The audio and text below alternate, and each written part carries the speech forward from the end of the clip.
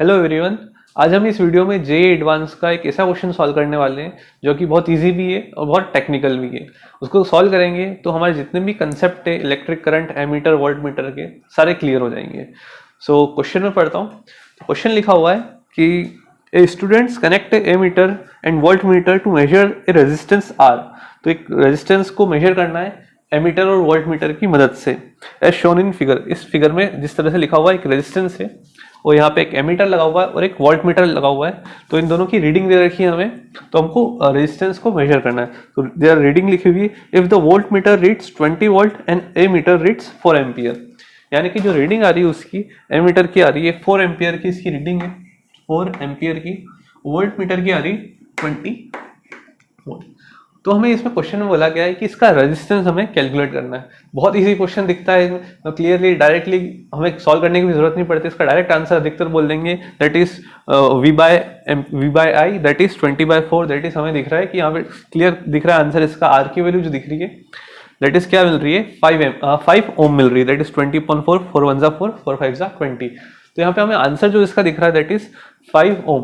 पर ये JEE advance का क्वेश्चन इतना इजी नहीं है, जो हमें दिखता है वो होता नहीं है। तो इसके कुछ ऑप्शन है, 4 ऑप्शन दे रखे हैं।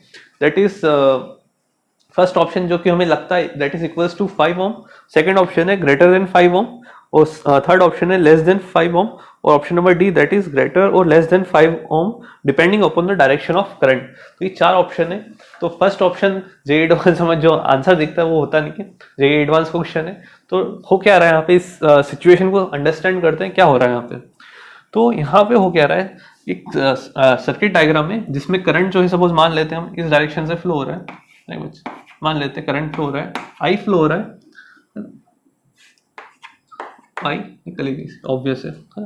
तो करंट कुछ इस तरीके से फ्लो हो रहा है। तो यहाँ पे हुआ क्या है, तो यहाँ पे सपोज एक करंट है, एक कुछ करंट इस वाली ब्रांच में चल जाएगा और कुछ करंट इस वाली ब्रांच में चल जाएगा।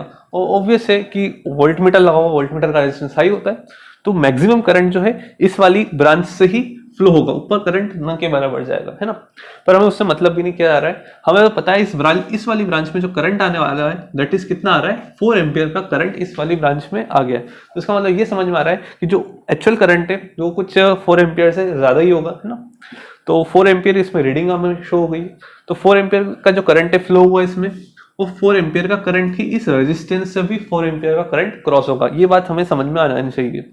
अब हो क्या रहा है, जो वोल्ट मीटर है कि पोटेंशियल डिफरेंस कौन से 2 पॉइंट के अक्रॉस दे रहा है हमें, जो वोल्ट मीटर है पोटेंशियल डिफरेंस इस पर्टिकुलर पॉइंट और इस पर्टिकुलर पॉइंट, इन दोनों पॉइंट के अक्रॉस हमें ये पोटेंशियल डिफरेंस बता रहा है, जो कि कितना बता रहा है, 20 वोल्ट का पोटेंशियल डिफरेंस है। ऑब्वियस है कि ये पॉइंट जो है हायर पोटेंशियल का है और ये पॉइंट है लोअर पोटेंशियल का। और मान लेते हैं चलो कि इस पॉइंट पे पोटेंशियल क्या है, 0 मान लेते हैं। तो इस पॉइंट पे जो पोटेंशियल है हम मान लेते हैं 0 वोल्ट का, और इस पॉइंट पे जो पोटेंशियल होगा ऑब्वियस है that is would be 20 volts. और 0 पोटेंशियल इसलिए माना है कि हम डायरेक्टली मान लेते हैं कि जो टर्मिनल है ये वाला पॉइंट नेगेटिव टर्मिनल के कनेक्टेड होगा बैटरी के, है ना। तो ये मान के चलते हैं। तो ये हायर पोटेंशियल दैट इज का, इस पॉइंट का पोटेंशियल 20, इसका क्या है 0।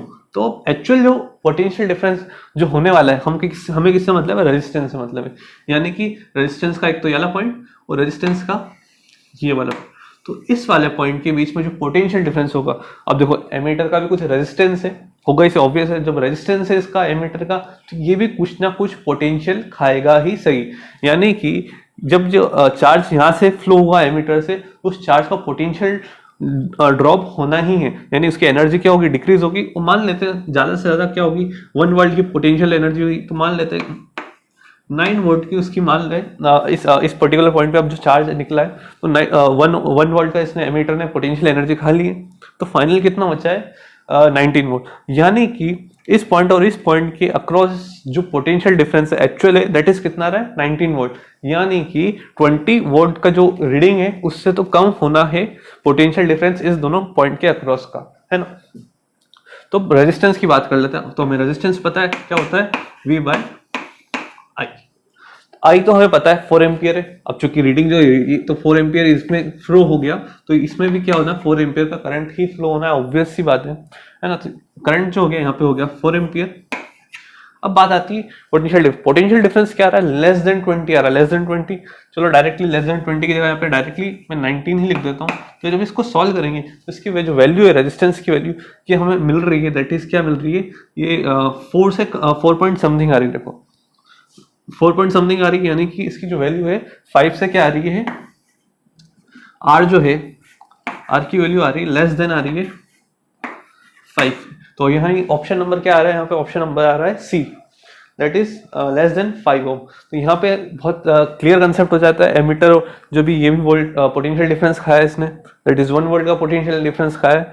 तो यहाँ पे इस तरह से टेक्निक बिठा के जेईई एडवांस में क्वेश्चन सॉल्व करने पड़ते हैं। तो थोड़ा टेक्निकल क्वेश्चन था, कंफ्यूजन भी था। तो इसमें ऑप्शन नंबर जो 1 हमें लगता है कि जो आर की वैल्यू 5 होगी एग्जैक्टली, वो नहीं होगा इसमें आंसर, है ना। तो इस चीज का ध्यान रखना बच्चों। So thank you.